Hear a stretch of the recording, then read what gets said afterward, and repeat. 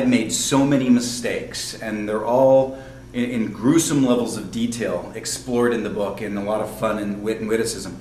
I think of one time when I had just become, well, I think it was the youngest tapped partner at Deloitte & Touche, and I was the chief marketing officer of the firm. I was on the executive committee of the firm, and I was 20 years younger than anybody else who was on the executive committee. And I knew that to be a great leader, I had a long way to go. So I brought a woman by the name of Nancy Bedore, who's a wonderful coach. I brought her into my life, and I asked her if she would really help me out. She went out and interviewed all my staff. And she came back, and before she said anything, she walked into my room, and this is my office at work, and she looked around.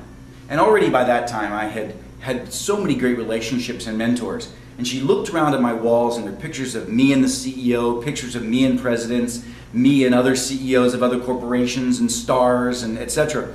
She looked at me and she said, "Keith, I want to point something out, and that is that there are no pictures on this wall of you and your team.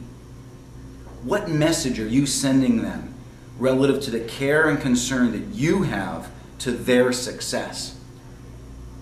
Instantly, the scales fell from my eyes, and I realized what I had been doing, and that I had focused so much on myself and on my success, and that my being a great leader was more important to focus on making the people that were working with me and for me, making them a success, and making them truly believe and understand that I cared about them as individuals. Well, that was a big revelation for me, and that night I took every picture down in my entire office, and I started focusing more on the people around me than on myself.